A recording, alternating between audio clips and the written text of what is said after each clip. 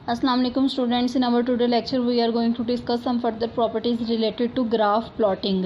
Previous lecture में जो था वो हमने डिस्कस किया था कि रिगार्डिंग बेसिक प्लॉटिंग से रिलेटेड कि किस तरह से हम बेसिकली ग्राफ को जो है वो प्लॉट कर सकते हैं। यहाँ पे आपके माइंड में जो एक चीज़ होनी चाहिए वो ये है कि ग्राफ को हम क्यों डिस्कस कर रहे हैं, इसकी इंपॉर्टेंस क्या है। बेसिकली जो ग्राफ्स हैं वो हमारे लिए एनालिसिस में हेल्पफुल होते हैं। हम जो है वो अगर हमारे पास लार्ज अमाउंट ऑफ डाटा है जिसको हमने एनालाइज करना है तो ग्राफिकली हम उसको जब ग्राफ में हम प्लॉट कर देते हैं तो हमारे लिए ये देखना इजी हो जाता है कि कहाँ पे जो है वो उसका लेवल हाई हो रहा है, कहाँ पे लो हो रहा है, कहाँ पे वो जो है वो सस्टेनेबल है। तो इसी तरह से ग्राफ का जो है वो एक और बेनिफिट भी है। अगर आप देखें तो y = f(x) हमारे पास जो है वो एक फंक्शन होता है।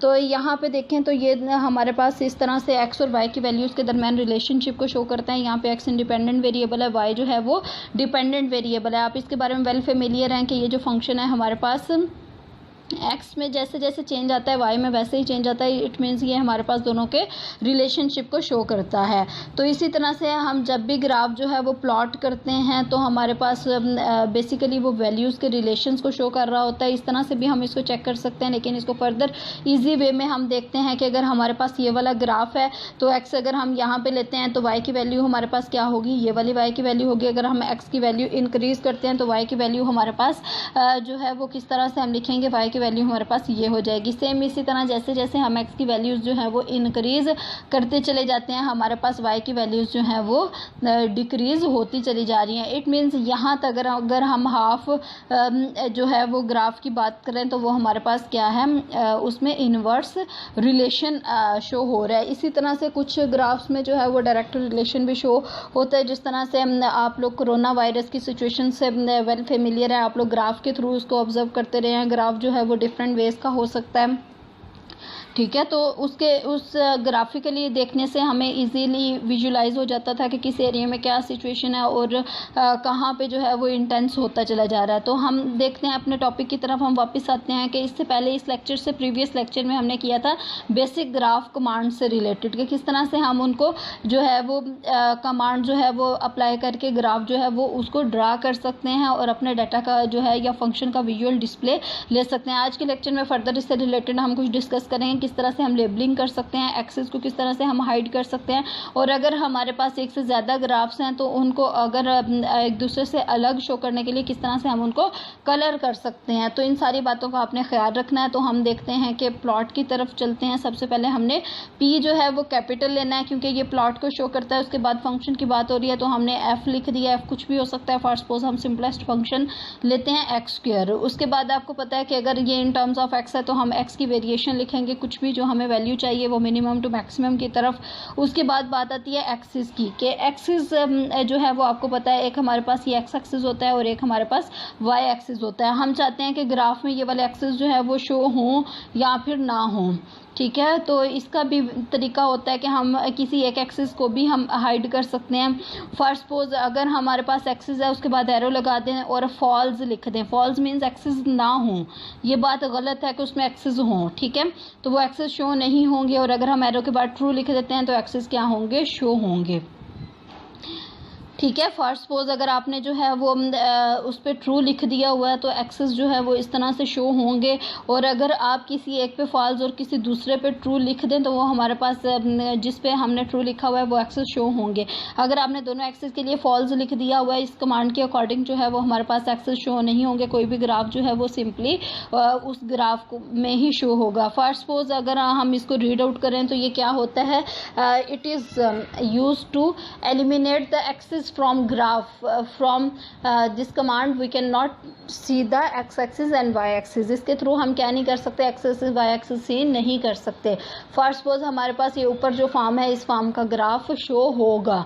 ये सिंपलेस्ट वैसे एग्जांपल्स हैं, बाकी आपके फंक्शन के अकॉर्डिंगली ग्राफ आएगा। नेक्स्ट हम देखते हैं कि किस तरह से हम किसी एक एक्सिस को जो है वो शो कर सकते हैं और किसी दूसरे एक्सिस को हाइड कर सकते हैं। सबसे पहले हमारे पास प्लॉट की कमांड है।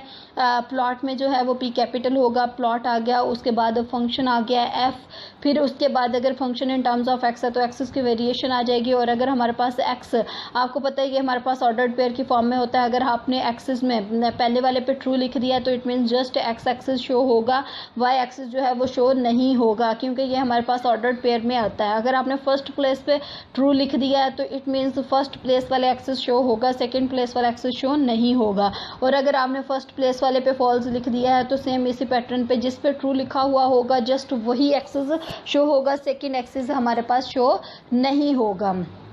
क्योंकि आपको पता है कि जब भी हम इनकी बात करते हैं तो हमारे पास ऑर्डर्ड पेयर में होते हैं, फर्स्ट प्लेस पे हमारे पास एक्स का कोऑर्डिनेट आ जाता है, सेकंड प्लेस पे हमारे पास क्या आता है, वाई का कोऑर्डिनेट आ जाता है। तो जिस पे ट्रू लिखा हुआ होगा वो वाला एक्सिस हमारे पास शो होगा, जिस पे फॉल्स लिखा हुआ होगा वो एक्सिस हमारे पास शो नहीं होगा।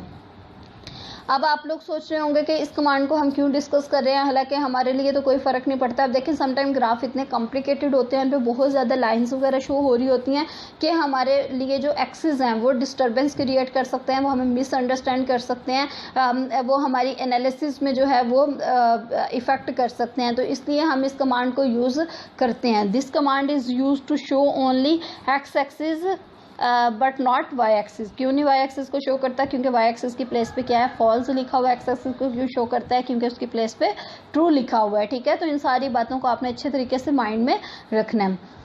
अब फर्दर जो है वो हम नेक्स्ट जो कमांड डिस्कस करने जा रहे हैं वो है ओरिजिन की कमांड। सम टाइम अगर आपने ग्राफ देखा होगा तो सेंटर की अगर हम सर्कल की एग्जांपल लें तो सर्कल में जो है वो सेंटर उसके अगर मिड में हो तो डेफिनेटली ओरिजिन की साइड पे उसका सर्कल बनेगा, लेकिन ज़रूरी नहीं है कि वो मिड में हो, साइड पे भी हो सकता है, फर्स्ट क्वाड्रेंट में हो सकता है, इसी तरह से कहीं पे भी सर्कल हो सकता है। तो उसके अकॉर्डिंग जो है वो हम किस तरह से इसकी जो है वो कमांड लिखेंगे कि अगर हमें सेंटर उसका ओरिजिन पे चाहिए तो किस तरह लिखेंगे, अगर हमें ओरिजिन पे नहीं चाहिए तो किस तरह से लिखेंगे।